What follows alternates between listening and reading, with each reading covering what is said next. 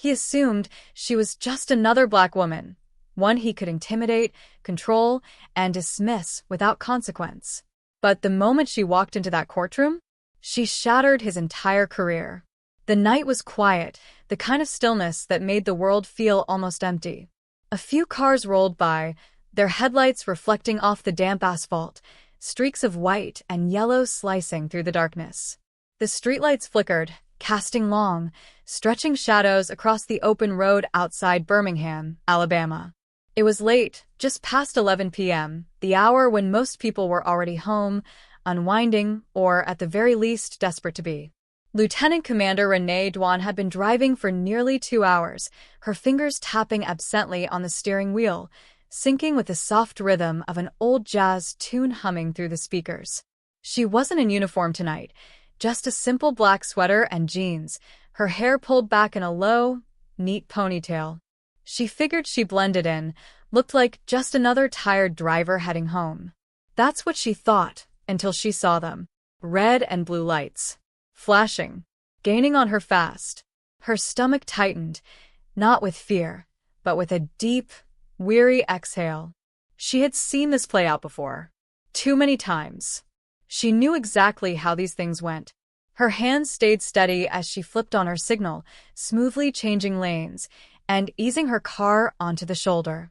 She shifted into park, inhaled deeply, and placed both hands where they could be seen, open, visible, non-threatening. She had been in the military long enough to know the routine.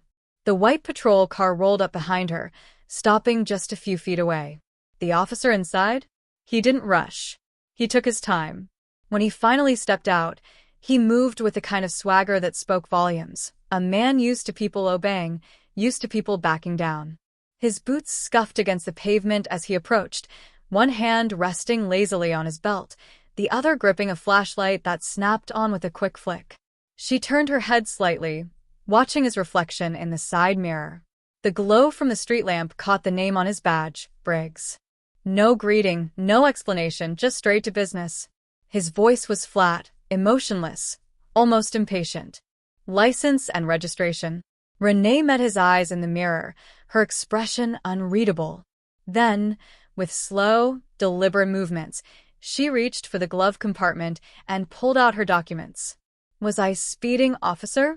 Her voice was steady, even. Briggs didn't answer right away.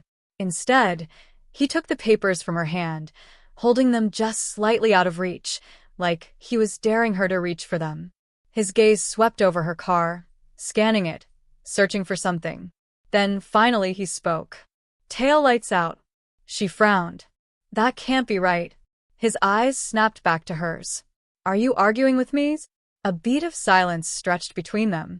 Renee could feel the shift, the air growing heavier, the unspoken moment where power expects compliance. She had seen this exact moment before, during military briefings on bases overseas, in training exercises designed to prepare service members for the world beyond their uniforms. She knew better than to push. But she also knew her rights. I'm just saying, she replied, voice controlled, calm. My taillights were checked a few weeks ago. But if there's an issue, I can get it fixed. Briggs cut her off, like he hadn't even heard her. Step out of the car. Renee exhaled slowly, glancing toward the empty road ahead. No witnesses. She tapped her fingers against the wheel once, twice, then reached for the door handle. Mind telling me why? Briggs tilted his head slightly, smirking. Because I said so. She let those words settle for a moment before she moved. Then, with unhurried precision, she unbuckled her seatbelt, pushed open the door, and stepped out onto the pavement. The night air was crisper than she had expected. Her posture remained relaxed but deliberate, not aggressive, not confrontational, but firm. She wasn't looking for a fight, but she wasn't about to be walked over, either. Briggs took a step back, his eyes raking over her, measuring, sizing her up, calculating just how much he could get away with. Turn around, he ordered. Hands on the car. She didn't move. For what reason? Briggs stepped in closer, his smirk fading. Are you resisting? Renee met his gaze, unwavering. No, she said, her voice even. I'm asking a question. A flicker of something flashed across his face. Irritation, amusement, maybe both. Then, without warning, his fingers flicked to his radio. "We got a non-compliant driver here," he muttered into the receiver. Then, louder, harsher, "Turn around." Her pulse quickened, but outwardly, she remained unshaken. "Officer," she said, her voice lower now, controlled, deliberate, "I need you to understand something." She took a single step forward. "I know exactly what I'm allowed to do. And I know exactly what you can't do." Briggs' jaw tensed. He didn't like that. "You're under arrest," he snapped. His hand shot forward, reaching for her wrist. She moved before he could grab her. A single step back, just enough to stay out of his grasp. Under arrest for what? Briggs pulled out his cuffs, his smirk returning. Obstructing an officer. Renee let out a slow, steady breath. So that was his game. Her training kicked in instantly, breathing even, heartbeat steady. She knew she had exactly two options: comply and fight this later, or push back and risk escalation. She wasn't about to become another statistic. With slow, deliberate movements, she turned, placing her hands flat against the cool metal of her car. She didn't resist. She didn't argue. She let him think he had won. Briggs wasted no time. He yanked her arms behind her, snapping the cuffs on too tight, then shoved her toward the patrol car. "You don't know what you're doing," she murmured. Briggs chuckled darkly, pressing her forward. "Lady," he sneered, "I know exactly what I'm doing." But he didn't. And he had no idea who he had just messed with. Because by the time she was done, by the time she stepped into that courtroom, his entire career would be over. The hard plastic seat of the patrol car dug into her back, unyielding, cold. Renee sat motionless, wrists aching where the cuffs bit into her skin, her breath steady, controlled. The door behind her slammed shut with a heavy finality, sealing her in. Outside, Briggs strutted back toward his vehicle, radiating smugness. He muttered something into his radio, his voice low, almost lazy, like he had done this 100 times before. Like this was routine. Renee turned her head slightly, glancing at the scratched-up partition separating the front seat from the back. The faint reflection of her own face stared back at her, calm, unreadable. But beneath that still exterior, something simmered. Something deep. She had endured combat drills, high-stakes operations, grueling interrogations in foreign territories where the wrong move could mean life or death. But this was something else entirely. This wasn't about war or strategy. This was about a man with a badge, drunk on power, convinced he was untouchable. The minutes stretched on. 5. Then 10. She shifted her hands slightly, testing the cuffs. Too tight. He did that on purpose. The dull ache in her wrists only grew sharper. The driver's side door creaked open, and Briggs slid into his seat with an exaggerated sigh, whistling a lazy tune.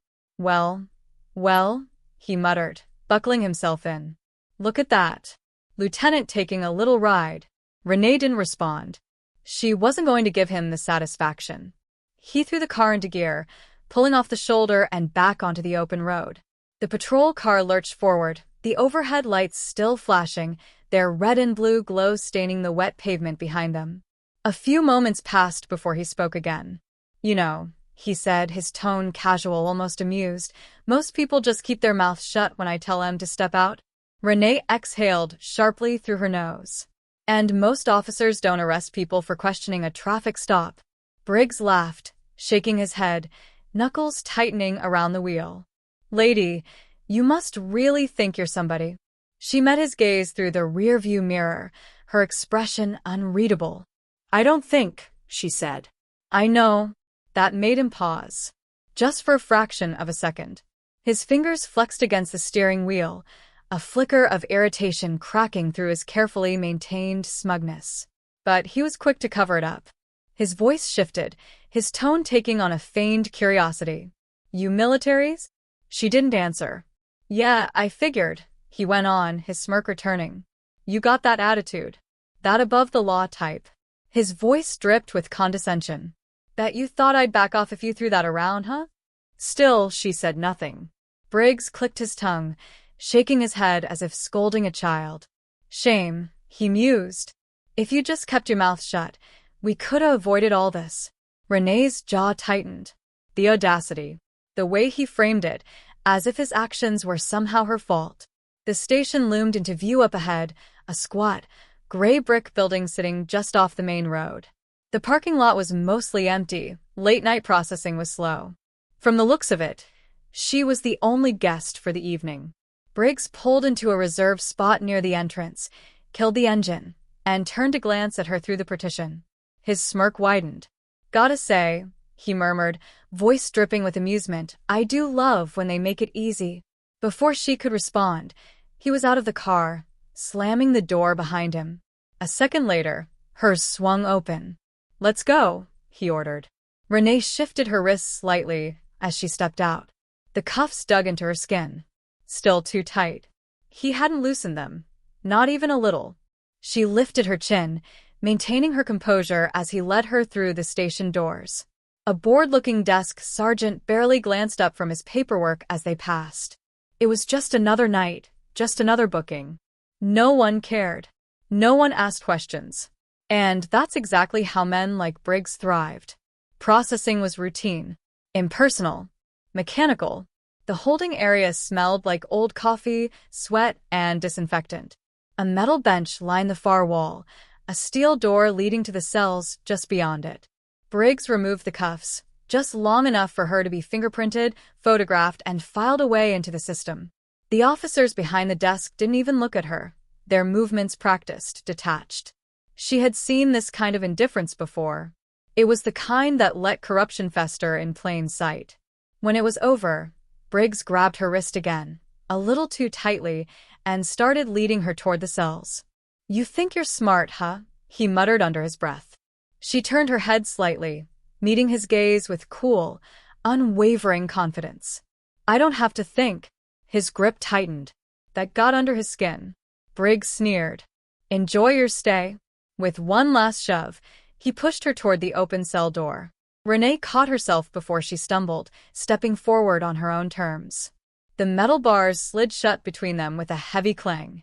Briggs lingered for a moment, smirking from the other side, tapping the bars lightly with his fingers before turning away. The lock clicked into place. But what he didn't know, what he couldn't possibly understand, was that this wasn't over. Not even close.